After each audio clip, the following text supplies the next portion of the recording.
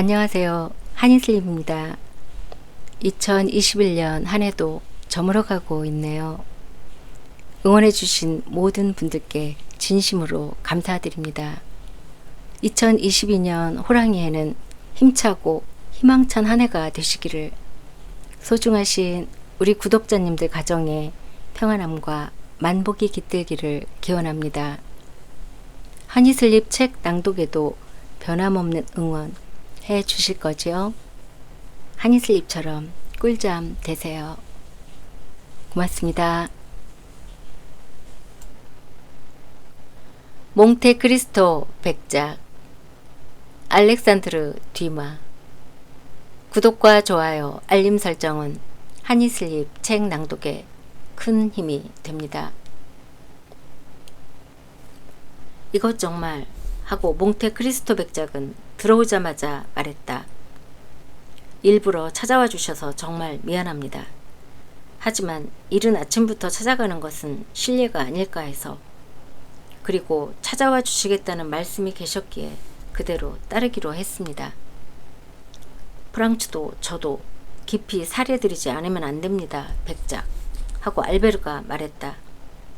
정말 딱한 지경에 있던 참에 도와주셔서, 둘이서 그야말로 기상천외에 탈 것을 고안하고 있을 때 친절을 베풀어 주셔서 정말 고맙습니다. 원 무슨 말씀을 하고 백작은 두 청년에게 긴 의자에 앉도록 손으로 가리키면서 말했다.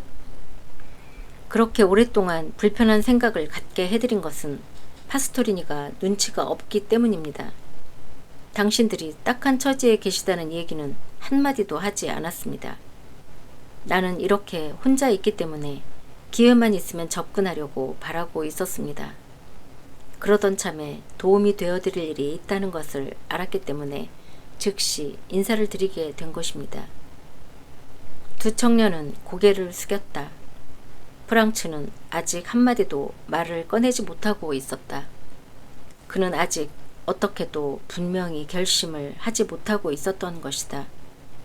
백작의 모습에는 그를 기억하고 있다는 것을 나타내려는 기색도, 또 자기가 누구라는 것을 인식시키려는 기색도 보이지 않았으므로 뭔가 한마디 언젠가의 일을 풍기는 말을 해야 할 것인지, 아니면 이대로 잠자코 새로운 증거가 나타나기를 기다려야 할 것인지 어느 쪽을 택해야 할지 모르고 있었다. 게다가 어젯밤 그 관람석에 있었던 사람이 이 인물이라는 것은 단언할 수 있지만, 그저께 밤 콜로세움에 있었던 사람이 확실히 이 사람이라는 데에는 그로서도 그다지 확신할 수가 없었다. 그래서 이쪽에서 백작에게 직접 말을 꺼내는 일은 하지 않고 그저 되어가는 대로 맡겨두리라고 결심했다. 더욱이 그에게는 백작보다도 유리한 점이 있었다. 즉 자기는 백작의 비밀을 쥐고 있으면서 동시에 숨겨야 할 비밀은 하나도 없었으므로 백작으로서는 어떤 압박도 자기에게 가할 수가 없을 것이었다. 그래도 프랑츠는 당장 약간의 의문점이 해명될 실마리가 잡힐 듯한 화제로 대화를 유도하리라고 결심했다. 백작 하고 그는 말했다. 당신은 저희들을 위해서 마차와 로스포리관의 창문에 각각 자리를 2개 제공해 주셨습니다. 그런데 잠깐 묻겠습니다만, 포폴로 광장에 이탈리아인이 말하는 포스트 하나를 손에 넣으려면 어떻게 하면 좋을까요? 아, 참 그랬었지요. 하고 백작은 방심한 듯한 투로 알베르 쪽을 물끄러미 바라보면서 말했다.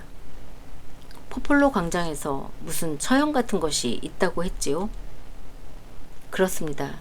하고 프랑츠는 상대가 스스로 자기가 바라는 바대로 끌려오는 것을 보면서 말했다. 잠깐 기다려주세요. 분명히 어제 관리인에게 그 수배를 일러놓았으니까요. 아마 그 문제에 있어서도 어떻게든 도움이 되어 드릴 수 있으리라고 생각합니다만. 그는 초인종끈에 손을 뻗쳐 3번 잡아당겼다. 당신은 하고 그는 프랑츠를 향해 말했다. 시간의 사용법이나 하인들이 왔다 갔다 하는 수고를 덜어주는 방법을 생각해 보신 일이 있습니까? 나는 그것을 연구해가지고 한 번 올리면 급사, 2번 울리면 요리장, 3번 울리면 관리인, 그런 식으로 하고 있습니다. 이렇게 하면 시간도 말도 절약할 수 있습니다. 보세요. 맞습니다.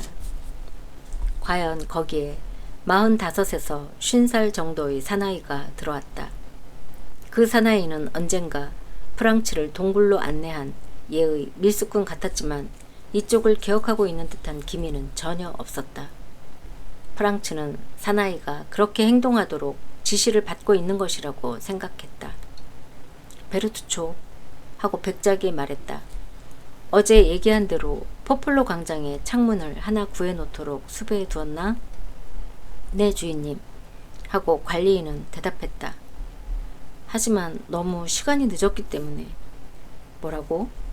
하고 백작은 미간을 찌푸리며 말했다. 꼭 하나 필요하다고 말했잖나. 어떻든 하나 구해놓기는 했습니다.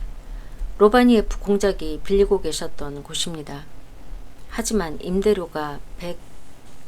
좋아 베르투초.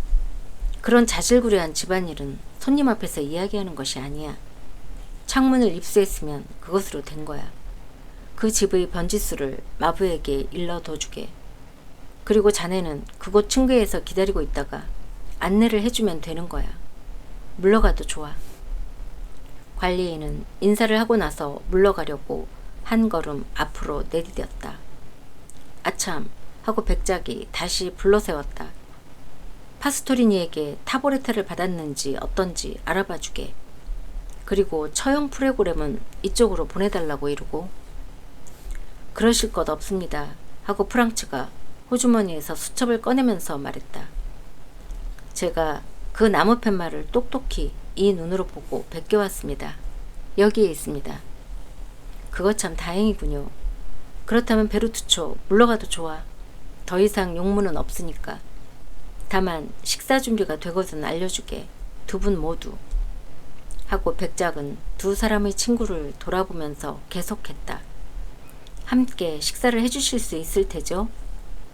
아니 백작, 그래서는 정말 하고 알베르가 말했다. 너무 염치가 없어서. 원 무슨 말씀을. 그렇게 해주셔야 저로서는 반갑습니다. 그 보답은 언젠가 파리에서 받도록 하지요.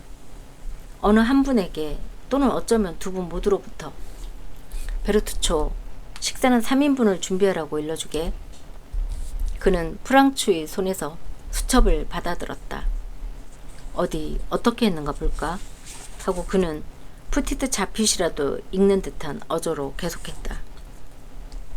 오늘 2월 22일 상 조반니 디 라테라도 사원의 승려 회원으로서 덕망 높은 돈 체자레 토루리니의 살해범 안드레아 론도로, 그리고 가증스러운 산적 루이지 반파 및 그 일당과 내통한 것으로 인정되는 로카 프리오리 페피노 이상 2 사람의 처형을 집행함을. 첫 번째 사람은 박살, 2번째 사람은 참수라. 역시 하고 백작은 말했다. 처음에는 이렇게 집행할 예정이었습니다. 하지만 어제 이 처형 프로그램에 뭔가 변경이 있었던 것 같습니다. 설마 하고 프랑츠가 말했다. 사실입니다. 어젯밤 로스필료시 추기경 댁의 야회에 참가하고 있을 때 2 처형자 중 어느 쪽인가의 집행이 연기되었다는 것이 화제가 되고 있었습니다. 안드레아 론도로 쪽인가요? 하고 프랑츠가 물었다. 아닙니다. 하고 백작은 무덤덤한 표정으로 말했다. 다른 한 사람의 사나이. 그는 짐짓 이름을 생각해 내려는 듯이 수첩을 흘끔 들여다보고 나서 로카 프리오리 페피노 쪽입니다. 그래서 참수형은 구경할 수 없게 되었습니다만 그래도 아직 박살형이 남아 있습니다. 이것은 처음 구경하는 사람, 아니 한 번 본 적이 있는 사람에게도 아주 볼만한 형벌입니다.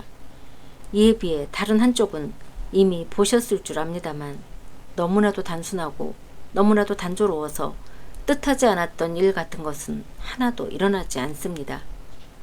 목을 자르는 도끼는 절대로 실수를 하지 않습니다. 떨리거나 그르치거나 샬레 백작의 목을 자른 병사처럼 30번이나 다시 하는 일은 절대로 없습니다. 하기는 샬레 백작의 경우는 리셜리웨가 일부러 끈질긴 사람에게 참수역을 맡겼을 테지만 말입니다. 하고 백작은 경멸하는 듯한 어조로 덧붙였다. 그야말로 형벌이라는 점에서는 유럽인 따위는 문제가 되지 않지요.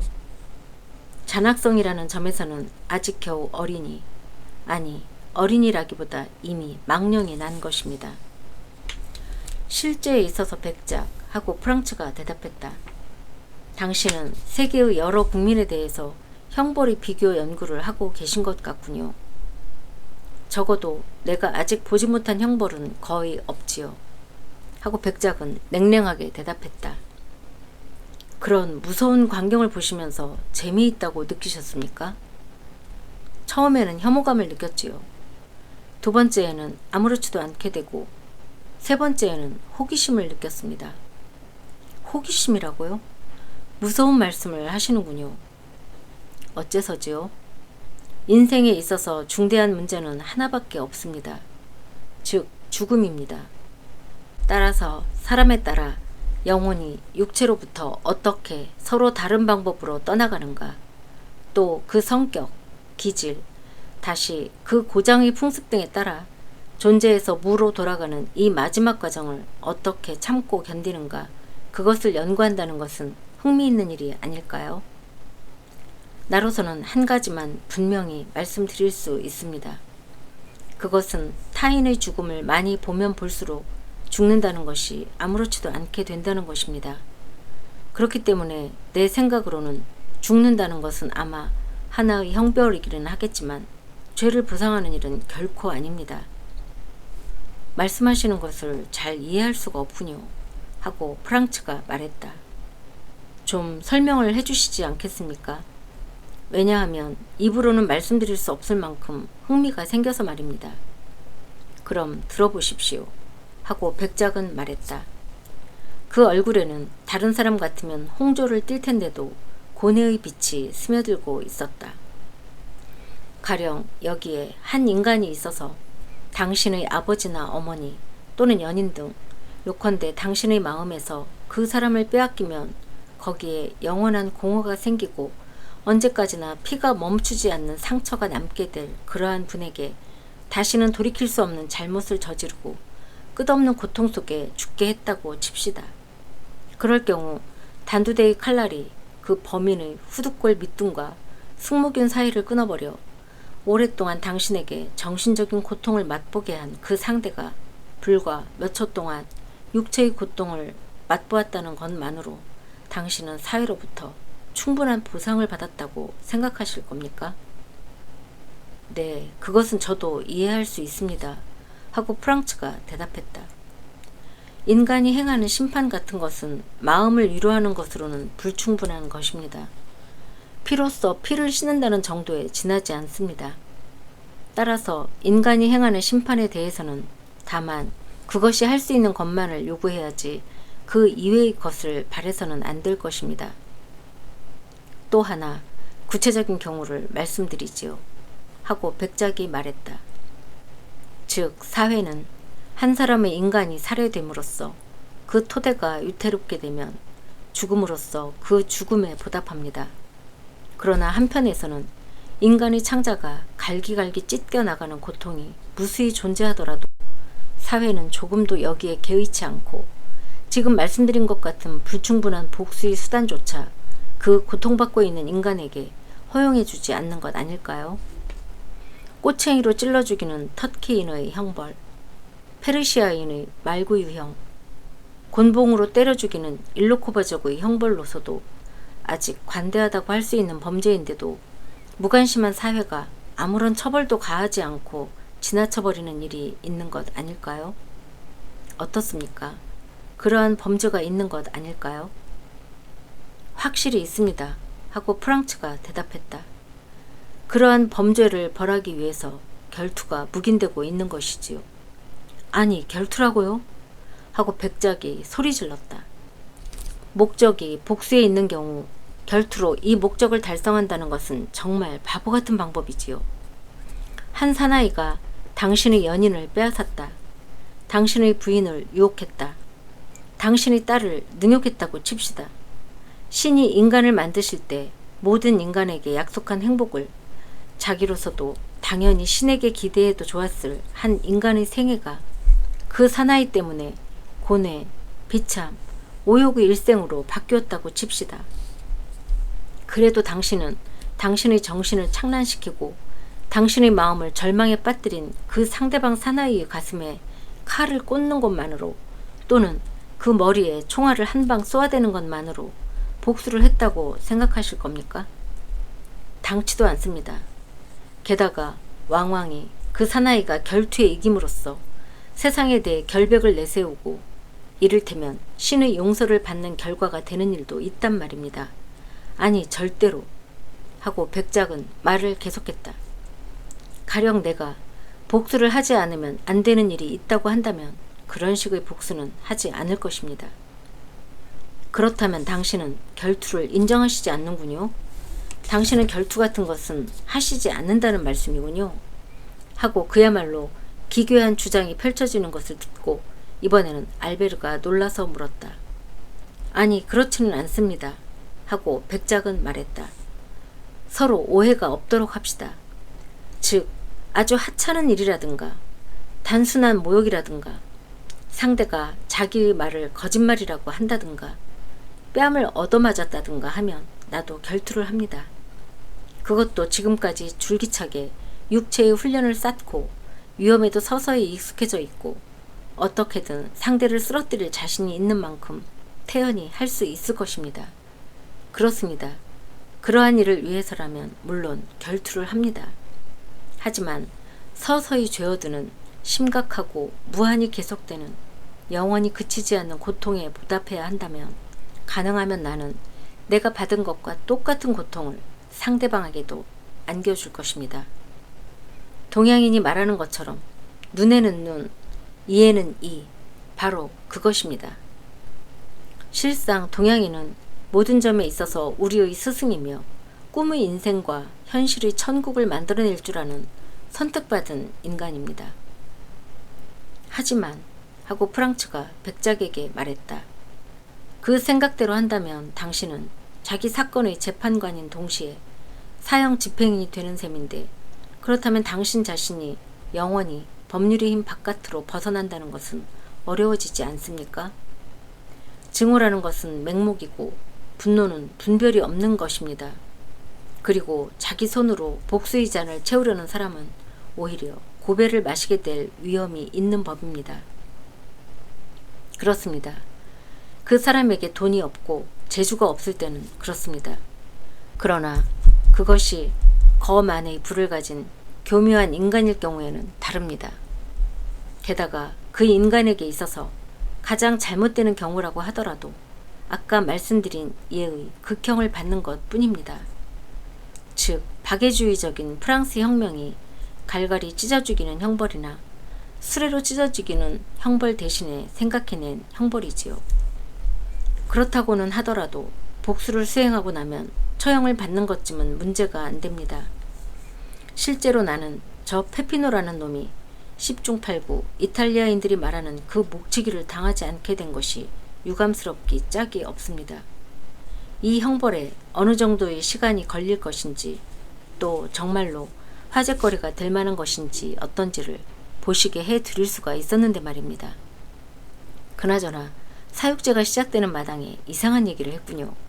대체 어쩌다가 이런 얘기를 하게 되었을까요? 아, 그랬군요. 내가 빌려놓은 창문에 자리가 하나 필요하다고 하셨지요? 좋습니다. 빌려드리겠습니다. 하지만 그보다도 먼저 식탁으로 가시지 않겠습니까? 준비가 되었다고 알려왔으니까 말입니다. 아니나 다를까 하인 하나가 객실에 있는 4개의 문 가운데 하나를 열고 공손한 말로 알렸다. 알수오 코모도. 두 청년은 일어서서 식당으로 들어갔다. 아주 훌륭한 더할 수 없이 잘 차려진 식사를 하는 동안 프랑츠는 눈으로 알베르의 눈치를 살펴 백작의 말이 그의 마음에 주었을 인상을 읽으려고 했다.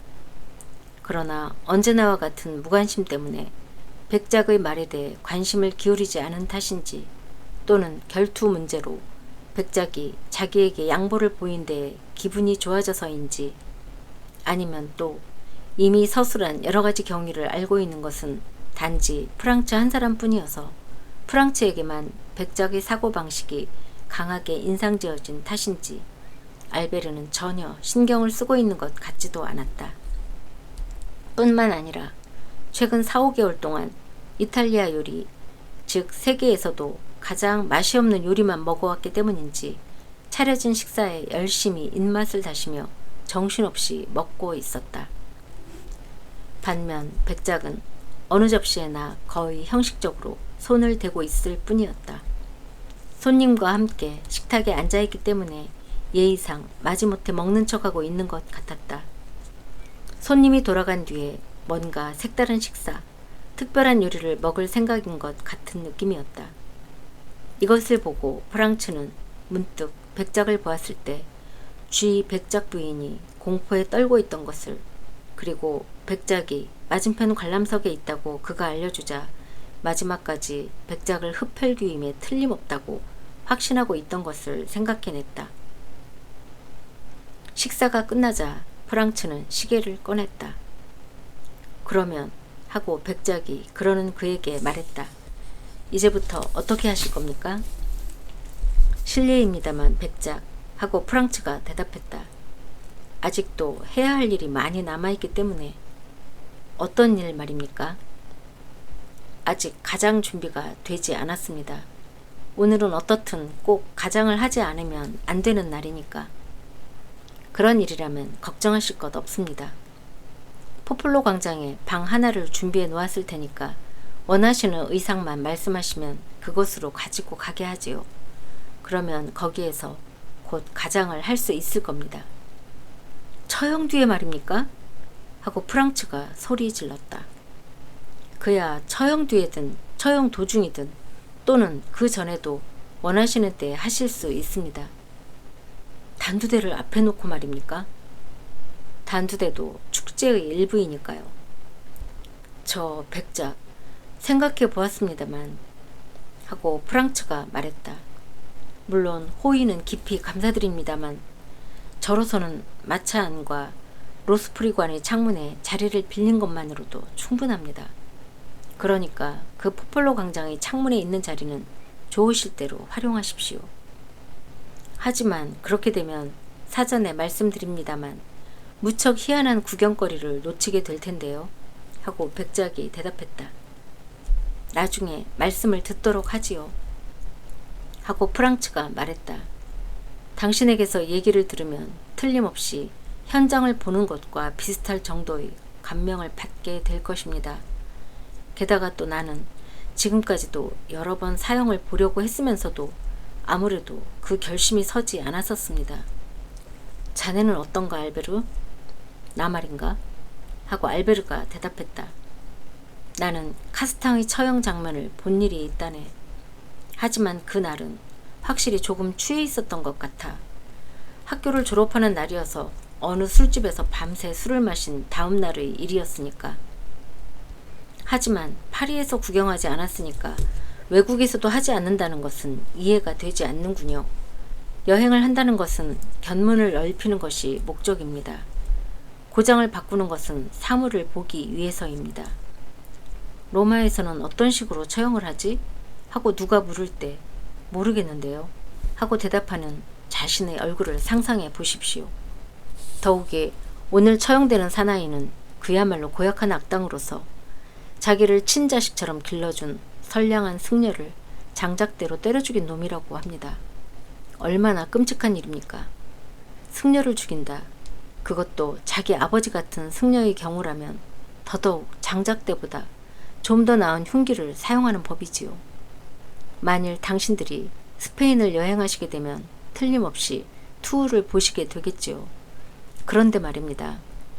지금부터 구경을 하러 가는 것도 그런 것이라고 생각하시면 됩니다. 원희장에 모인 저 고대 로마인의 일을 300마리의 사자와 100명가량의 인간을 살육한 저 사냥의 일을 상기해 주십시오. 박수를 보내는 저들 8만 명의 관중을, 거기에 시집가기 전의 딸을 데리고 간 저 현 부인들의 일을 엄지손가락으로 자, 우물쭈물 하지 말고 죽어가는 저 사나이에게 빨리 마지막 일격을 가하세요 하고 멋진 신호를 보낸 하얀 손을 가진 아름다운 무녀들의 일을 상기해 주십시오. 자네는 갈 텐가, 알베르? 하고 프랑츠가 말했다. 물론 가겠네. 나도 자네와 마찬가지로 망설이고 있었지만 백작의 웅변에 끌려서 결심을 했네. 자네가 가고 싶다면 나도 가기로 하지. 하고 프랑츠가 말했다. 하지만 포폴로 광장으로 가는데 나는 코르소 거리를 통해 가고 싶은걸. 통과할 수 있을까요, 백작? 걸어서라면 괜찮지만 마차로는 안 됩니다. 그럼 걸어서 가지요. 꼭 코르소 거리를 지나서 가시고 싶습니까? 네, 잠깐 보고 싶은 것이 있어서요. 그렇다면 코르소 거리를 지나서 가기로 하지요. 마차는 바브이노 거리 쪽에서 돌려서 포폴로 광장에 대기시키도록 하지요. 그리고 나로서도 코르소 거리를 지나가게 되면 지시해 놓은 것이 제대로 이행되었는지 어떤지를 확인할 수 있으니까 조금도 폐가 되지 않습니다. 주인님, 하고 하인이 문을 열고 말했다. 고행승의 복장을 한 사나이가 뵙고 싶다고 합니다. 아, 그래? 하고 백작이 말했다. 용건은 알고 있네. 두 분은 다시 객실 쪽에 나가 계십시오. 가운데 테이블 위에 고급 하바나 권련이 놓여 있습니다. 나도 곧 갈 테니까요. 두 청년은 일어서서 한쪽 문을 통해 나갔다. 백작은 다시 한번 미안하다는 말을 하고 나서 다른 문으로 해서 나갔다. 권련을 무척 좋아해서 이탈리아에 온 이래 파리 카페 권련을 피우지 못하는 것을 크게 불만스럽게 생각하고 있던 알베르는 탁자에 다가가자마자 진짜 권련을 발견하고는 환성을 질렀다. 어떤가? 하고 프랑츠가 물었다. 몽테크리스토 백작을 어떻게 생각하나? 어떻게 생각하냐고? 하고 알베르는 프랑츠에게서 그런 질문을 받은 데 대해 명백히 놀라는 빛을 나타내며 말했다. 기분 좋은 사람이라고 생각하네. 손님 접대도 깍듯하고 견문도 넓고 학문도 있는 데다 사려 깊고 프루투스처럼 스토아 파이기도 하고 게다가 그렇게 말하고 그는 그야말로 맛이 있는 듯이 연기를 한번 후 하고 내뿜고 나서 덧붙였다. 연기는 소용돌이 치면서 천장을 향해 올라갔다. 무엇보다도 기막힌 권련을 가지고 있군 그래. 이것이 백작에 대한 알베르의 의견이었다. 그런데 프랑츠는 알베르가 평소 인물이나 사물에 대해 충분히 고찰한 뒤가 아니면 의견을 말하지 않는다고 자부하고 있는 것을 알고 있었기 때문에 그 의견을 조금이라도 변경시키려고 노력하지는 않았다. 그런데 이것 보게 하고 그는 말했다. 자네는 한 가지 이상한 것을 깨닫지 못했나? 어떤 것 말인가? 백작이 자네를 유심히 바라보고 있었던 것 말일세. 나를? 그래, 자네를. 알베르는 생각에 잠겼다. 아, 하고 그는 한숨을 쉬면서 말했다. 조금도 이상할 것은 없어. 나는 벌써 1년 가까이나 파리를 떠나 있어서 유행에 뒤진 복장을 하고 있기 때문이야. 아마도 백작은 나를 어느 시골내기라고 생각했음에 틀림없어. 이것을 바로잡아주게, 자네가. 제발 부탁일세. 기회가 있으면 곧 그렇지 않다고 전해주게. 프랑츠는 미소 지었다. 잠시 뒤에 백작이 되돌아왔다. 기다리시게 했습니다. 하고 그는 말했다. 이제 마음 놓고 상대해 드릴 수 있습니다. 모든 것을 수배해 놓았습니다. 마차는 포폴로 광장에 돌려놓고 우리는 원하는 대로 코르소 거리로 해서 갑시다. 모르셀 씨, 그 권련을 두 서너게 넣고 가십시오. 그거 참 고맙군요. 하고 알베르는 말했다. 어떻든 이곳 이탈리아 권련은 관제보다도 더 질이 나쁘니까요. 파리에 오실 때 모든 것을 갚아드리겠습니다. 기꺼이 받겠습니다. 나도 언젠간 파리에 가려고 생각하고 있으니까요.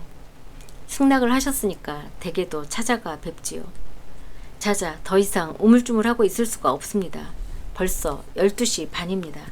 이제 그만 떠나기로 합시다. 세 사람은 아래로 내려갔다. 마부는 아까의 주인의 분부에 따라 바부이노 거리로 갔고, 걸어가는 세 사람은 스페인 광장을 지나 곧바로 피아노 관과 로스포리 관 사이로 나가는 프라티나 거리를 올라갔다. 프랑츠의 눈은 이 로스포리 관의 창문에 쏠렸다. 그는 콜로세움 안에서 예의 망토의 사나이와 트란스테베르의 사나이 사이에서 정해진 신호를 잊지 않고 있었던 것이다. 당신의 창문은 어느 쪽이죠? 하고 그는 될 수 있는 대로 태어난 투로 백작에게 물었다. 맨 위에 있는 세 개입니다. 하고 백작은 조금도 그런 티를 내지 않는 무관심한 태도로 말했다. 왜냐하면 어떤 목적으로 상대방이 그런 질문을 했는지 꿰뚫어보지 못했기 때문이다. 프랑츠의 눈은 재빨리 그 세 개의 창문으로 향했다. 양쪽 창문에는 노란 능직천이 쳐져 있고, 가운데 창문에는 빨간 십자가 달린 하얀 능직천이 쳐져 있었다. 망토의 사나이는 트란스테베레의 사나이에게 약속을 이행한 것이다. 이제 의심의 여지는 없었다. 그 망토의 사나이는 바로 백작이었던 것이다. 그 세 개의 창문에는 아직 아무도 없었다. 게다가 주위에서는 어디나 한창 준비에 바빴다. 의자가 놓여지고 발판이 엮여지고 창문에는 커튼이 걸려지고 있었다. 신호의 종이 울릴 때까지는 가면을 쓰고 나가는 일도 마차를 몰고 다니는 일도 허용되지 않았다. 그렇다고는 하지만 어느 창문의 배후에도 가면이 숨어 있고 어느 문 뒤에도 만반의 태세를 갖춘 마차가 기다리고 있는 기색이 엿보였다. 프랑츠, 알베르, 그리고 백작 세 사람은 여전히 코르소 거리를 내려가고 있었다. 포폴로 광장에 다가감에 따라 군중의 수는 점점 더 늘어갔다. 그리고 그 군중의 머리 너머로 높이 솟아있는 두 물건이 보이기 시작했다. 광장의 중심을 가리키는 앞 끝에 십자가를 단 오벨리스크, 그리고 그 오벨리스크의 전방, 바부이노, 코르소, 리페타의 세 개의 거리에서 똑같이 바라다 보이는 한 점에 처형대의 맨 상단인 두 개의 도리대, 그 도리 사이에는 단두대의 구부러진 칼날이 번쩍이고 있었다. 거리의 모퉁이에 주인을 기다리고 있는 백작의 관리인 모습이 보였다. 터무니없이 비싼 값으로 빌렸을 것이 틀림없는 그 창문은 바부이노 거리와 핀초 언덕 사이에 있는 큰 건물의 3층에 있었다. 그것은 이미 서술한 대로 침실로 이어진 일종의 의상실 같은 것으로서 침실 문을 닫으면 의상실 안에 있는 사람은 자기 집에서와 똑같은 안정된 기분을 느낄 수 있었다. 의자 위에는 더할 수 없이 아름다운 백색과 청색의 공단으로 만든 익살꾼의 의상이 놓여 있었다. 의상 선택은 위임받았기 때문에 하고 백작은 두 사람의 친구에게 말했다. 이것을 준비시켰습니다. 첫째로 이것이 올해 가장 유행되는 것이고, 게다가 가루가 묻어도 눈에 띄지 않기 때문에 콘페티에 대해서도 제일 무난합니다. 프랑츠는 백작의 말을 제대로 듣고 있지 않았다. 게다가 백작의 거듭되는 배려에 대해서도 고마움을 느끼지 않고 있는 것 같았다. 왜냐하면 그는 포폴로 광장의 광경과 지금 그 광장의 가장 주된 장식이 되어 있는 얘의 무서운 도구에 완전히 마음을 빼앗기고 있었기 때문이다. 프랑츠가 길로틴을 보는 것은 이것이 처음이었다. 여기에서 길로틴이라는 말을 쓰는 것은 로마의 단두대가 우리나라의 처형 기계와 거의 같은 모양으로 되어 있기 때문이다. 반달 모양의 돌출 부분에서 목을 자르게 되어 있는 칼날이 길로틴보다 약간 낮은 곳에서 떨어진다는 것만이 다를 뿐이다. 두 사람의 남자가 처형자를 뉘어놓는 판자 위에 앉아서 때가 오기를 기다리면서 무엇인가를, 프랑츠가 보기에는 빵과 소시지를 먹고 있었다. 한 사람이 판자를 들어올려 포도주병을 꺼내더니 한 모금 마시고 나서 그 병을 동료에게 넘겨주었다. 이 두 사람은 사형 집행인의 조수였던 것이다. 이것만을 보고도 프랑츠는 머리털 구멍에서 땀이 배어나오는 것 같은 느낌을 받았다. 어젯밤 동안에 새 감옥에서 산타마리아 델 포폴로의 작은 사원으로 옮겨진 사형수들은 각기 두 사람의 승려가 지켜보는 가운데 철벽자가 둘러쳐지고 1시간마다 교대하는 보초병이 그 앞을 왔다 갔다 하고 있는 밤샘 예배당에서 하룻밤을 지낸 것이었다. 그 사원의 문 양쪽에서 헌병이 두 줄로 단두대까지 늘어서서 폭이 약 3m가량 되는 길을 가운데에 열어놓고 있었다. 그리고 단두대 주위에는 100보가량의 공간을 남겨놓고 그것을 빙 둘러싸고 있었다. 광장의 다른 부분은 남녀 군중으로 가득 메워져 있었다. 많은 여자가 어린이를 어깨에 올려놓고 있었다.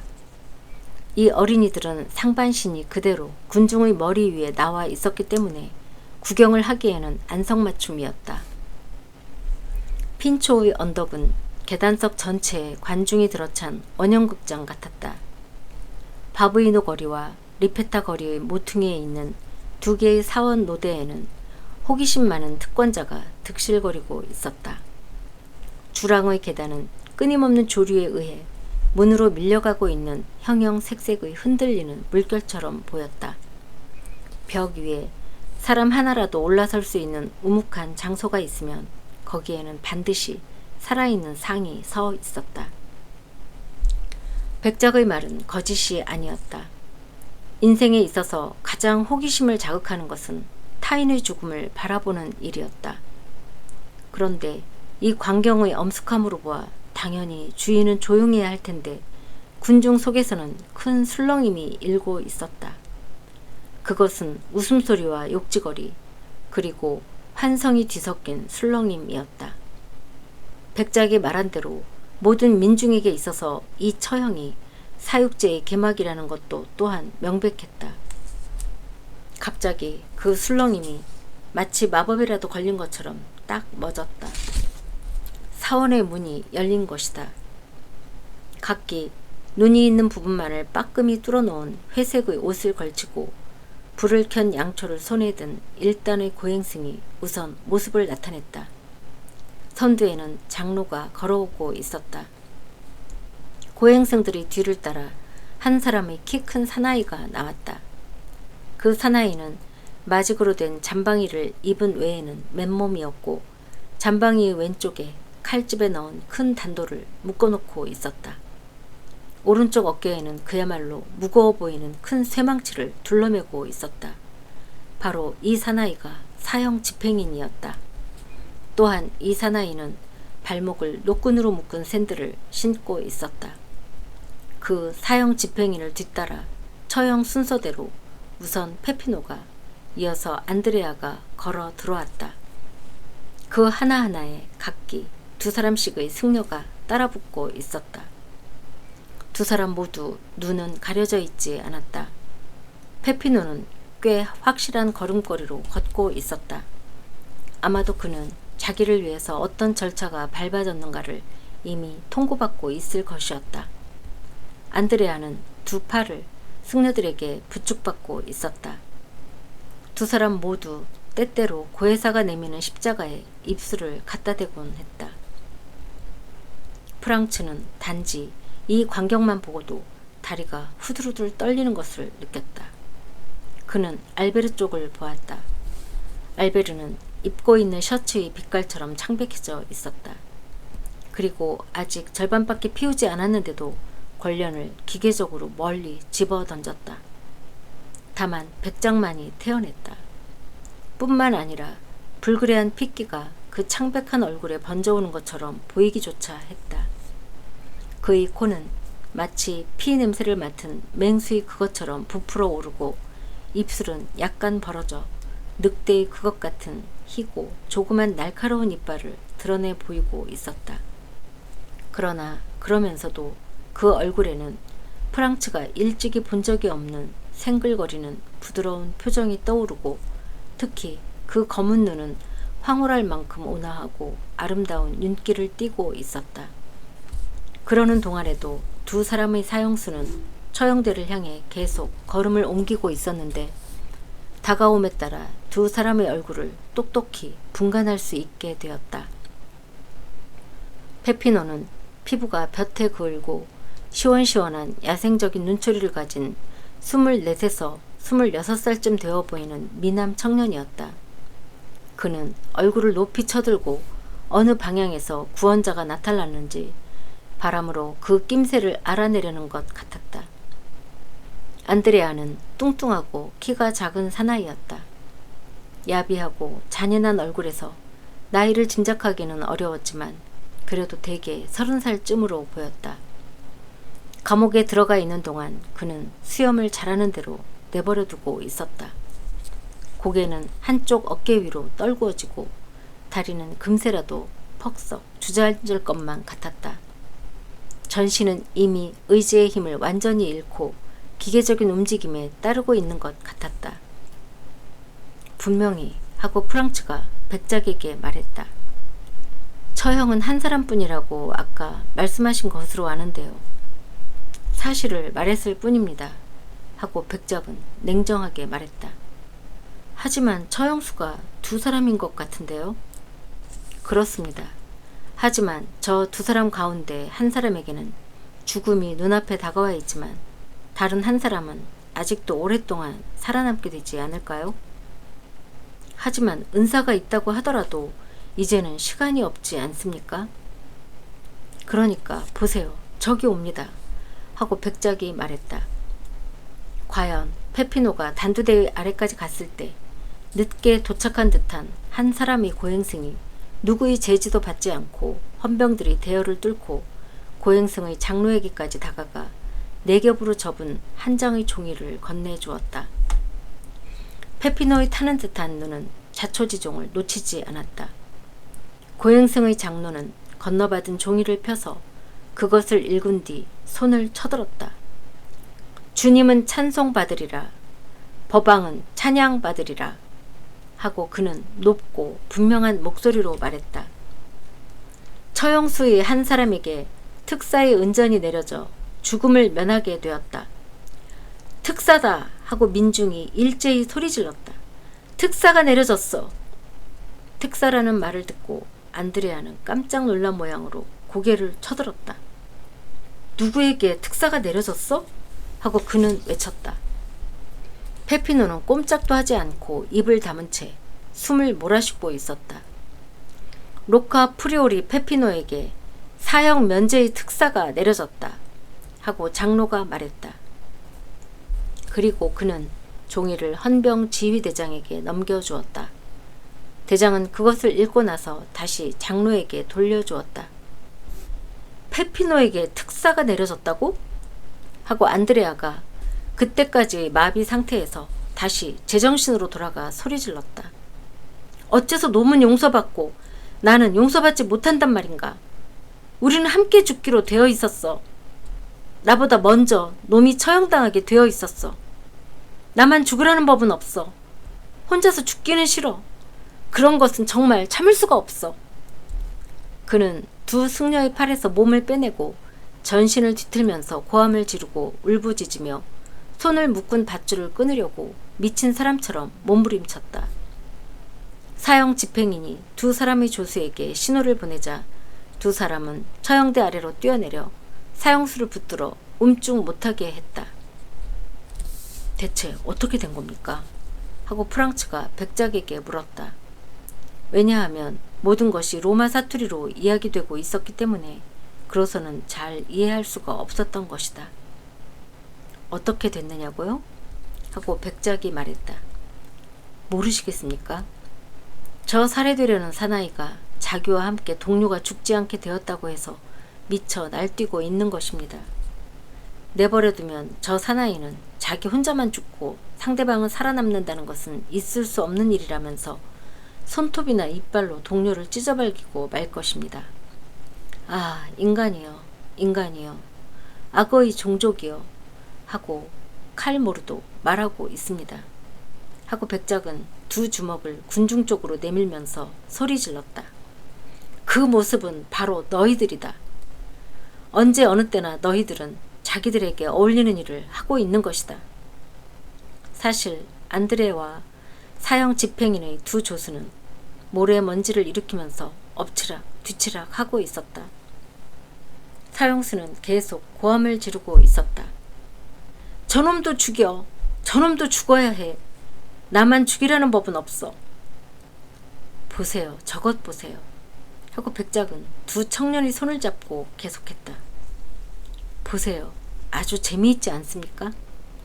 저 사나이는 방금 아까까지는 자기 운명에 순종하여 처형대를 향해 걸음을 옮겼고 과연 비겁자답기는 했지만 어떻든 아무런 저항도 항변도 하지 않고 죽으려고 하고 있었습니다.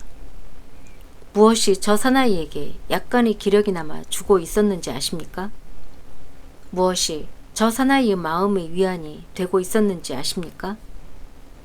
무엇이 저 사나이로 하여금 기꺼이 처형받을 생각을 하게 하고 있었는지 아십니까? 그것은 다른 인간이 자기와 똑같은 고통을 받게 된다는 사실이었습니다. 다른 인간이 자기와 똑같이 죽어간다는 사실이었습니다. 다른 인간이 자기보다 먼저 죽게 되어 있다는 사실이었습니다. 두 마리의 양을 도살장으로 끌고 가보세요. 두 마리의 소를 도살장으로 끌고 가보세요. 그리고 그 중의 한 마리에게 동료가 죽지 않아도 된다는 것을 가르쳐 줘보세요. 양 같으면 기뻐서 매 하고 울 것입니다. 소 같으면 기쁜 나머지 음매 하고 울 것입니다. 그러나 인간이 신이 자기의 모습과 비슷하게 만들었다는 인간이 이웃사랑이라는 것을 가장 크고 유일한 최고의 법도로서 신으로부터 부여받은 인간이 사상을 나타내기 위해 신으로부터 목소리를 부여받은 인간이 동료가 구제되었다는 것을 알고 맨 먼저 뱉어내는 소리는 대체 무엇일까요? 그것은 모독의 소리입니다. 그야말로 자연의 걸작이며 피조물의 왕자인 인간에게 영광이 있으라 라고나 할까요? 그렇게 말하고 백작은 소리내어 웃었다. 그러나 그것은 이처럼 웃어넘길 수 있게 되기까지에는 무서울 만큼 고뇌를 겪어왔음이 틀림없다는 것을 말해주는 무서운 웃음이었다. 그러는 동안에도 격투는 계속되고 있었는데 그것은 차마 눈뜨고 볼 수 없을 처참한 광경이었다. 두 사람의 조수는 안드레아를 처형대 위로 운반해 갔다. 민중은 모두 안드레아에게 반감을 품고 2만 명의 목소리가 일제히 죽여라! 죽여버려라! 하고 소리 지르고 있었다. 프랑츠는 저도 모르게 뒤로 물러섰다. 그러나 백작이 그러는 그의 팔을 붙들고 창문 앞으로 바싹 끌어다 놓았다. 대체 어떻게 되신 겁니까? 하고 백작이 말했다. 불쌍하게 생각되십니까? 아니 그건 좋은 일입니다. 당신도 역시 미친 개라는 고함 소리를 들으면 총을 들고 거리에 뛰쳐나가 불쌍한 그 개에게 총을 들이대고 사정없이 쏘아 죽이고 말겠지요. 하지만 그 개라는 것은 요컨대 다른 개에게 물렸기 때문에 자기도 그 보복을 하고 있을 뿐이지 그 이외에 아무런 죄도 없는 것입니다.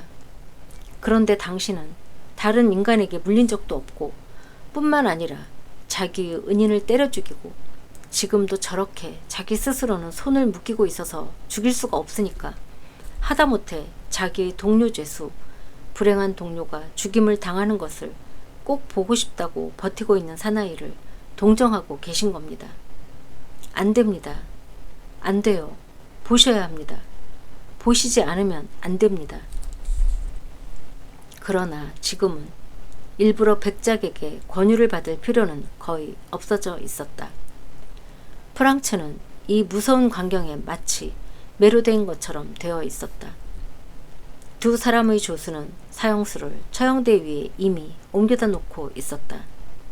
그리고 상대가 날뛰고 물어뜯고 울부짖는데도 불구하고 우격다짐으로 그곳에 무릎을 꿇게 하고 있었다. 그리고 그러는 동안 사형 집행인은 옆에 서서 큰 망치를 견주어쥐고 있었다. 이윽고 신호와 함께 두 사람의 조수가 냉큼 뒤로 물러섰다. 사형수는 일어나려고 했다. 그러나 그럴 새도 없이 큰 망치가 그 왼쪽 관자놀이를 내리쳤다. 쿵 하는 둔중한 소리가 들렸다. 사형수는 소처럼 앞으로 고꾸라졌다. 그리고는 반동으로 벌렁 뒤로 나자빠졌다.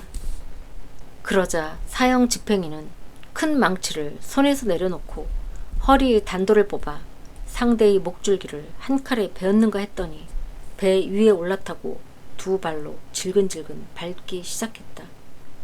밟을 때마다 사형수의 목에서 피가 뿜어 나왔다.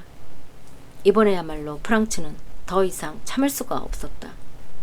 그는 뒤로 몸을 젖히며 반쯤 정신을 잃고 안락의자 위에 쓰러졌다. 알베르는 눈을 감은 채 그냥 서 있기는 했으나 창문이 커튼을 꽉 움켜쥐고 있었다. 백작은 마치 악귀처럼 승리자와도 같은 태도로 우뚝 서 있었다. 프랑츠가 정신을 차렸을 때 알베르는 물을 마시고 있었다. 그 얼굴의 창백함으로 보아서 아무래도 물을 마시지 않고는 견딜 수 없음을 알 수 있었다. 백작은 이미 익살꾼의 의상을 입고 있었다. 프랑츠는 기계적으로 광장을 바라보았다. 처형대도 사형 집행인들도 수인들도 모두 자취를 감추고 있었다. 거기에는 다만 시끄럽고 바쁜 들뜬 민중밖에는 남아있지 않았다. 법왕의 서거와 가면 행렬의 계시대밖에는 울리지 않는 몽테치토료의 종이 요란하게 울려 퍼지고 있었다. 그 뒤 하고 그는 백작에게 물었다. 대체 무슨 일이 일어났습니까? 아무 일도 일어나지 않았어요. 절대로 아무 일도. 하고 백작은 말했다. 보시는 바와 같습니다. 다만 사육제가 시작되었을 뿐입니다. 자, 빨리 의상을 입으셔야죠. 정말로. 하고 프랑츠가 백작에게 대답했다. 그 무서운 사건도 단지 꿈처럼 밖에는 기억이 없습니다. 그것은 보신 것이 단지 한마당의 꿈, 한마당의 악몽에 지나지 않기 때문입니다. 네, 저에게 있어서는 그렇습니다. 하지만 저 사형수에게 있어서는요? 그것도 역시 꿈에 지나지 않습니다. 단지 당신이 눈을 뜨신 데 비해서 그 사나이는 그냥 잠들어 있다는 차이뿐입니다. 그렇다고는 하지만 어느 쪽이 행복한지는 아무도 알 수가 없는 일이지요. 그런데 페피노는? 하고 프랑츠는 물었다. 그 사나이는 어떻게 되었습니까? 페피노는 자만심 따위는 전혀 가지고 있지 않는 분별 있는 젊은이입니다. 보통 사람은 남이 상대해주지 않으면 화를 내게 마련이지만 그 사나이는 그 반대로 사람들의 관심이 동료 쪽으로 쏠린 것을 보고 아주 기뻐했습니다. 그리고 모든 사람이 정신을 빼앗기고 있는 틈을 타서 군중 속에 섞여가지고 옆에 따라와준 훌륭한 승려들에게 인사도 하지 않고 자취를 감추고 말았습니다. 확실히 인간이라는 것은 그야말로 은혜를 모르는 정말 이기적인 동물이더군요. 그건 그렇다 치고 의상을 입으세요. 보세요. 모르셀 씨가 시범을 보이고 계시군요. 과연 알베르는 검은 바지와 에나멜을 칠한 장화 위에 기계적인 동작으로 호박단 바지를 입고 있는 참이었다. 이봐 알베르 하고 프랑츠가 물었다. 자네는 진짜로 이 엉터리 소동에 가담할 생각인가? 자, 분명히 대답을 해주게. 아니 하고 알베르는 대답했다. 하지만 실은 나는 지금 그런 것을 보기를 잘했다고 생각하고 있어. 백작이 하신 말씀을 이해할 수가 있어. 즉 일단 그러한 광경에 익숙해지면 그런 것이 아니고서는 이미 흥분할 수 없다는 것을 말이야. 그런 경우에야 비로소 인간의 여러 가지 성격을 연구할 수가 있지만 그것은 어떻든 간에 하고 백작이 말했다. 처형대 층계의 첫 단에 발을 올려놓으면 그 인간이 그때까지 줄곧 뒤집어 쓰고 있던 가면이 죽음에 의해 벗겨지고 진짜 얼굴이 나타나게 마련입니다. 물론 안드레아의 진짜 얼굴은 그다지 예쁜 것은 아니었지만 말입니다. 그 비열한 악당놈이 자자 여러분 의상을 입읍시다. 의상을 입읍시다. 프랑츠가 얌전 빼는 아가씨처럼 수줍어하면서도 두 사람이 해보이는 본보기를 따르지 않았다면 아마도 우스꽝스럽게 보였을 것이다. 그래서 그도 의상을 입고 가면을 썼다. 그 가면이 그의 맨 얼굴보다 창백하지 않은 것은 확실했다. 분장이 끝나자 세 사람은 아래로 내려갔다. 마차는 콘페티나 꽃다발을 가득히 싣고 문간에서 기다리고 있었다. 그들의 마차는 마차의 대열 속으로 섞여 들어갔다. 무릇 어떤 대조라고 하더라도 지금 여기에서 나타난 대조만큼 완전한 것을 상상한다는 것은 어려운 것이다. 음산하고 잠잠하던 사형 장면에서 바뀌어 이제 포플로 광장은 미친 듯한 난장판이 벌어지고 있었다. 가면을 쓴 군중이 사방팔방에서 한꺼번에 쏟아져 나오고 출입문에서 흘러나오고 창문에서 내려왔다. 피에로, 어릿광대, 도미노 후작, 트란스테베르인, 그로테스크한 사나이, 기사, 농부 등의 의상을 입은 사람들을 실은 마차가 어느 거리에나 넘치도록 쏟아져 나오고 이러한 무리들이 저마다 고함을 지르고 과장된 몸짓을 하며 밀가루를 집어넣은 달걀이라든가 콘페티 또는 꽃다발 등을 던지고 있었다. 친구든 생면부지의 낯선 사람이든 아는 사람이든 모르는 사람이든 누구든 상관 않고 마구 고함을 지르며 집어 던진다. 거기에 대해 화를 낼 권리는 누구에게도 없으며 모두 웃음으로 받아 넘길 수밖에 없는 것이다. 프랑츠와 알베르는 심한 괴로움을 달래기 위해 이 난장판으로 끌려 나왔으나 마실수록 취할수록 과거와 현재를 갈라놓고 있는 장막이 점점 두께를 더하는 것을 느끼고 있는 사람 같은 형상이었다. 아까 본 그 광경은 아직도 두 사람의 눈에서 떠나지 않았다. 아니, 그보다도 오히려 여전히 그 여운을 마음속에서 느끼고 있었다. 그러나 주위의 열광이 차츰 그들의 마음에도 옮아왔다. 그리고 비틀거리기 시작한 이성이 자기들을 저버리고 가는 것처럼 생각되었다.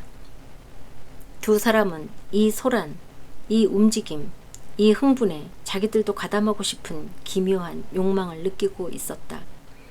이윽고 이웃 마차에서 던진 한 줌의 콘페티가 알베르에게 맞아 그와 그의 동행 두 사람을 가루투성이로 만들고 그의 목과 가면에 가려지지 않은 얼굴 전체를 마치 100개의 바늘이 한꺼번에 꽂혀진 것처럼 따끔따끔 쏘았다.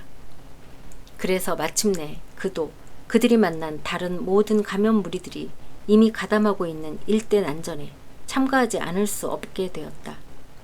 그는 자기도 마차 안에서 일어나 자루 안에서 달걀이나 봉봉을 두 손에 가득히 움켜쥐고 표적을 정하여 가까이에 있는 무리들에게 힘껏 던졌다. 이렇게 해서 그들도 소란 속으로 휘말려 들어갔다. 반 시간쯤 전에 본 것에 대한 기억은 두 청년의 마음에서 이제 완전히 사라졌다. 그럴 정도까지 눈앞에 있는 형형색색의 미친 듯한 광경은 두 청년의 마음을 사로잡고 말았던 것이다. 한편 몽테크리스토 백작은 이미 서술한 것처럼 단 한순간도 마음이 흔들리는 기색이 없었다. 실제로 거리 끝에서 끝까지 양쪽에 5~6층의 고층 건물이 즐비하고 그 모든 노대에 색실로 짠 무늬천이 장식되고 창문이라는 창문에 모두 직물이 걸려있는 이때의 넓고 아름다운 코르소 거리를 상상해 보시기 바란다. 그러한 노대, 그러한 창문에는 로마 시민, 이탈리아인, 세계 각지에서 온 외국인 등 30만 명의 관중이 주렁주렁 매달려 있었다. 태어나면서부터의 귀족, 돈으로 이룩한 귀족, 재능에 의해서 획득한 귀족 등 온갖 귀족이 다 모이고 아름다운 부인들도 이 광경의 흥분에 물들어 노대 위에 몸을 웅크리거나 창문에서 몸을 내밀고 지나가는 마차를 향해 콘페티를 닥치는 대로 퍼부어댄다. 얻어맞은 쪽에서는 그 담례로 꽃다발을 던진다. 내리던지는 봉봉과 올려던지는 꽃다발로 주위는 완전히 어두워질 정도이다. 그리고 가로의 포석 위에는 기발한 의상을 입은 군중이 마구 떠들어대면서 끊임없이 흘러간다. 거대한 양배추가 걸어가는가 하면 무서이 머리가 인간의 몸뚱이 위에 올라타고 지저대며 또 물구나무 서서 걸어가는 강아지도 있다. 이러한 소란 속에서 누군가가 가면을 벗는다. 그러면 화가 칼로가 상상한 성 안토니우스의 유혹과도 같은 이 장면 속에 마치 여신 아스탈트처럼 기막힌 얼굴이 나타난다. 그 뒤를 따라가려고 해도 꿈속에 나오는 것 같은 악마들에게 차단당하고 만다. 이렇게 말하면 로마의 사육제가 어떤 것인지 약간이나마 상상이 될는지도 모른다. 두 번째로 거리를 돌았을 때 백작은 마차를 멈추고 동행자 두 사람에게 잠깐 실례하겠다면서 마차를 두 사람의 손에 맡겼다. 프랑츠가 눈을 들어보자 그곳은 로스포리 관 앞이었다. 중앙에 빨간 십자가 있는 하얀 능직천을 매단 예의 창문께에 푸른 도미노복을 입은 한 사람이 보였다. 프랑츠는 즉시 상상력을 발동하여 그 가장 아래에 아르헨티나 극장에서 본 아름다운 그리스 여인의 모습을 떠올렸다. 두 분 모두 하고 백작은 뛰어내리면서 말했다. 무대에 나와 있는 것에 실증이 나고 구경꾼이 되고 싶으실 때는 아시다시피 내 창문에 자리가 마련되어 있습니다. 그때까지는 마부도 마차도 하인도 마음대로 사용해 주십시오.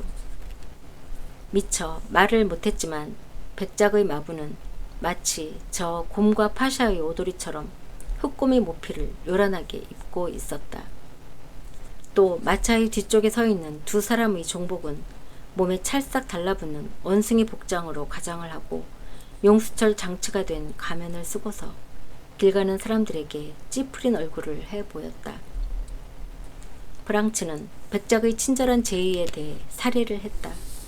그런데 알베르 쪽은 백작의 마차와 마찬가지로 행렬을 짓고 있는 경우에 흔히 있는 일시정지 때문에 멎어있는 로마의 시골 아가씨를 가득 실은 한 대의 마차를 상대로 장난을 치며 꽃다발을 정신없이 던지고 있었다. 그러나 그에게 있어서는 유감스럽게도 행렬이 다시 움직이기 시작했다. 그리고 알베르의 마차가 포폴로 광장을 향해 내려가고 있는데 반해 그의 관심을 끈 그 마차는 베네치아 관 쪽으로 올라갔다. 이것 봐 하고 그는 프랑츠를 향해 말했다. 자네는 보지 않았나? 뭐 말인가? 하고 프랑츠가 물었다. 로마의 시골 아가씨를 가득 싣고 간 저 마차 말일세. 보지 못했는걸? 야, 정말 미인들만 모여있던걸? 자네가 가면을 쓰고 있었던 것은 그야말로 유감이었군, 알베르군. 하고 프랑츠가 말했다. 지금까지의 사랑의 실망과 낙심을 회복할 좋은 기회였는데 말이야. 정말 그래. 하고 알베르는 반쯤 농담으로 반쯤 확신이 선 어조로 말했다. 나는 이 사육제가 틀림없이 뭔가 벌충을 해주리라고 생각하고 있다네. 알베르의 이러한 기대에도 불구하고 그날 하루는 예의 로마의 시골 아가씨를 가득 실은 그 마차와 다시 두세 번 부딪혔을 뿐 별로 아무 일도 없이 지나가고 말았다. 또 한 번 그렇게 마주쳤을 때 우연인지 아니면 알베르가 고의로 그랬는지는 모르지만 알베르의 가면이 벗겨졌다.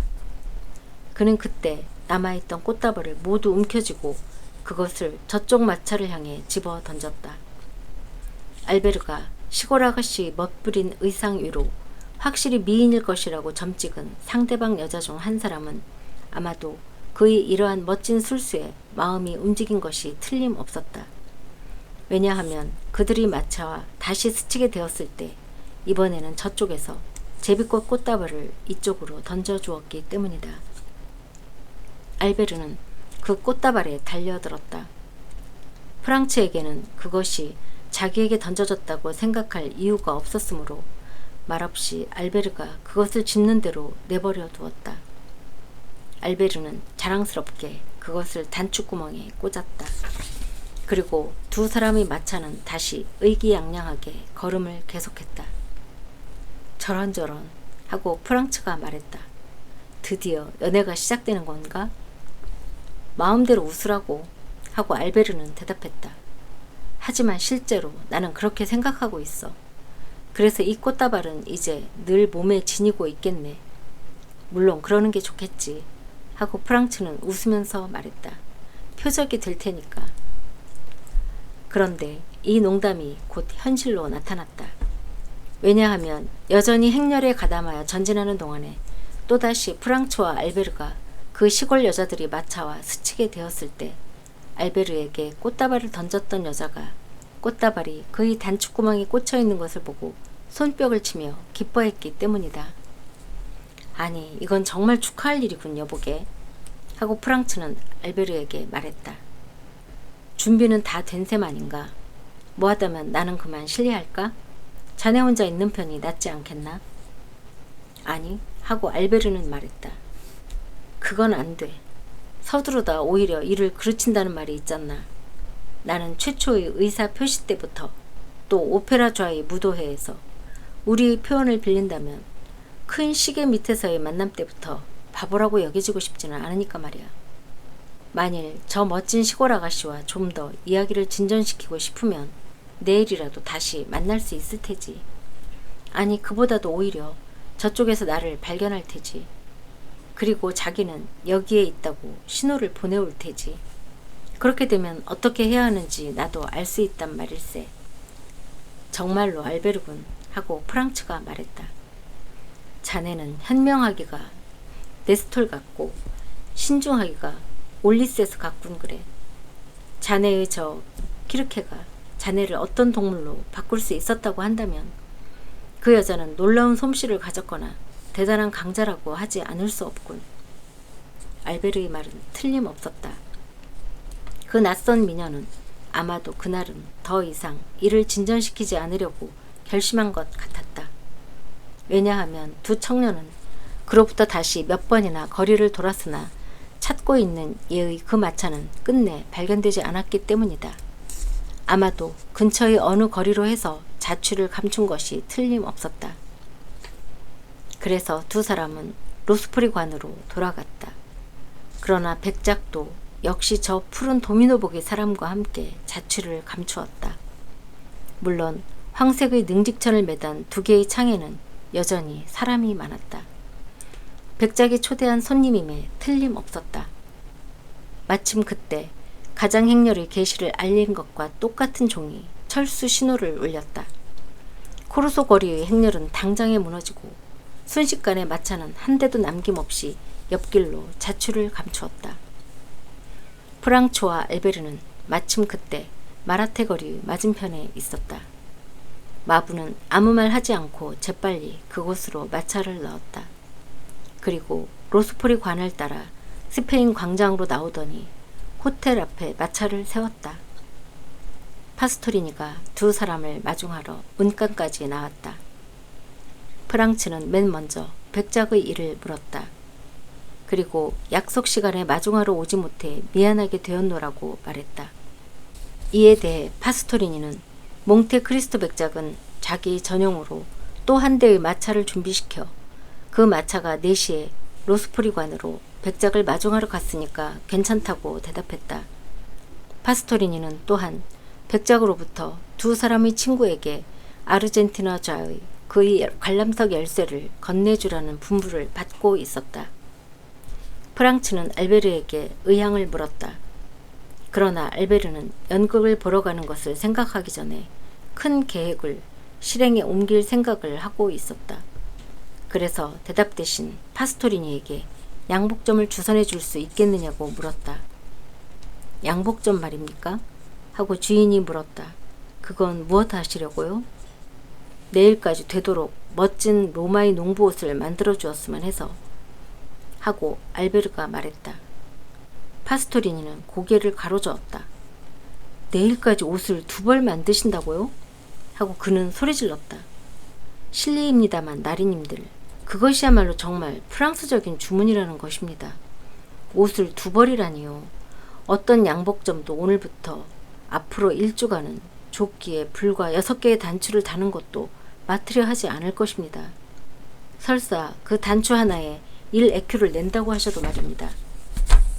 그럼 우리가 원하는 옷은 단념하지 않으면 안 된다는 말인가? 아닙니다. 기성품 같으면 구할 수 있습니다. 아무쪼록 저에게 맡겨주십시오. 내일 깨어나실 때 틀림없이 만족하실 만한 모자, 웃돌이, 반바지를 어김없이 준비해 놓겠습니다. 여보게 하고 프랑츠가 알베르에게 말했다. 주인에게 맡겨두기로 하세. 대단한 수완가라는 것은 이미 증명되었으니까. 자, 차분한 마음으로 저녁 식사를 하세. 저녁 식사가 끝나면 알지에의 이탈리아 여인을 보러 가세. 알지에의 이탈리아 여인? 그것 괜찮군 하고 알베르가 말했다. 하지만 파스토리니, 나하고 이 사람은 하고 프랑츠 쪽을 가리키면서 계속했다. 내일 지금 주문한 옷이 꼭 필요하다는 것을 잊지 말아주게. 주인은 다시 한번 손님에게 걱정하실 것 없습니다. 원하시는 대로 해드리겠습니다. 하고 분명히 책임을 떠맡았다. 그래서 프랑츠와 알베르는 익살꾼 옷을 벗기 위해 방으로 올라갔다. 알베르는 옷을 벗을 때 얘의 접시꽃 꽃다발을 세심한 주의를 기울여 다시 묶었다. 내일 표적이 될 물건이었기 때문이다. 두 사람은 식탁에 앉았다. 그러나 식사를 하면서도 알베르는 파스토리니의 요리인과 몽테크리스토 백작의 요리인 솜씨에는 엄청난 차이가 있다는 것을 새삼 느끼지 않을 수 없었다. 또 백작에 대해 반감을 품고 있는 듯한 프랑츠도 겉으로 드러난 실력은 어떻게 할 수가 없어 그 둘을 비교해보고 파스토리니의 요리인이 그야말로 형편없다는 것을 인정하지 않을 수 없었다. 디저트를 먹고 있을 때 몇 시에 마차를 쓰실 건가고 하인이 두 청년에게 물으러 왔다. 알베르와 프랑츠는 너무 염치가 없어 보이면 어쩌나 하고 서로 얼굴을 쳐다보았다. 하인은 두 사람의 그러한 기분을 헤아렸다. 몽테크리스토 백장님으로부터 하고 하인은 말했다.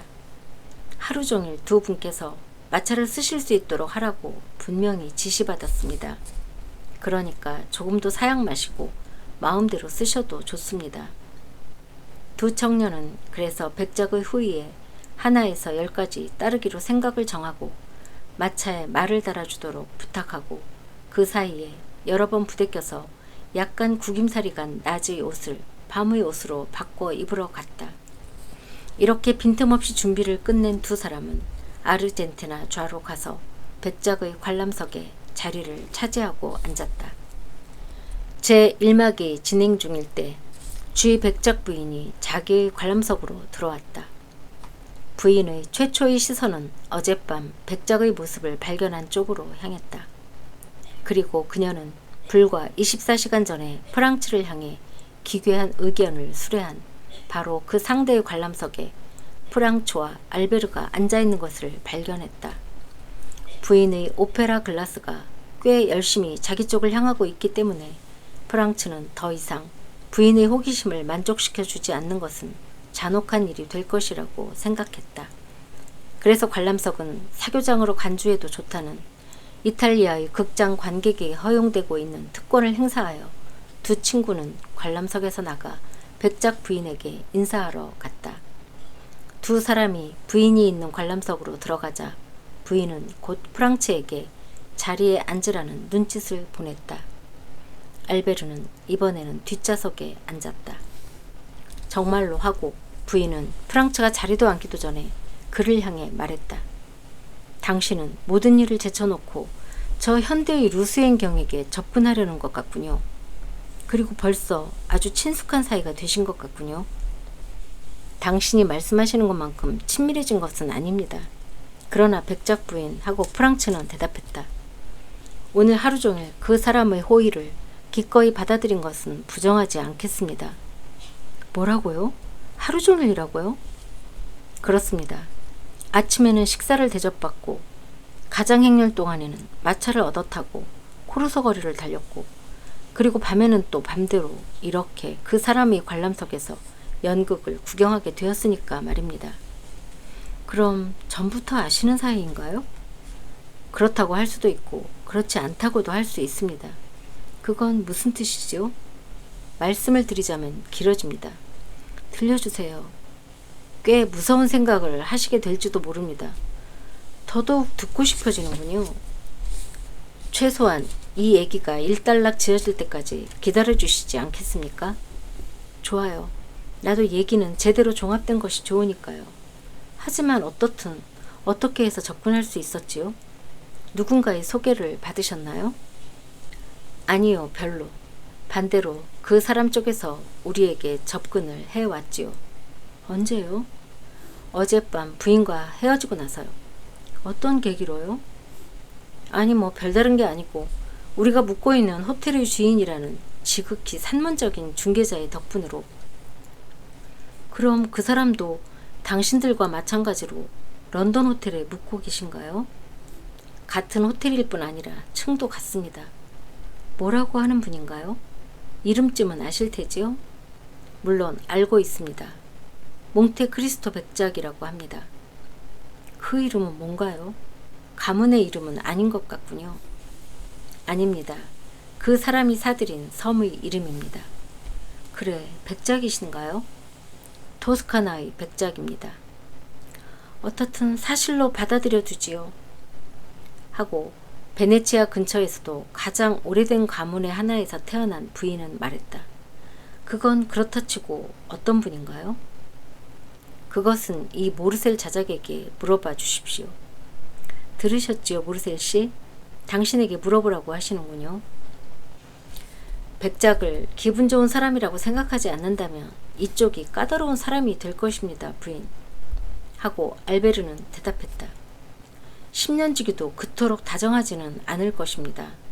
더욱이 그 방법이 아주 품이 있고 세련되어 있는 데다 정중해서 그야말로 사교계의 사람이라는 것을 알 수 있습니다.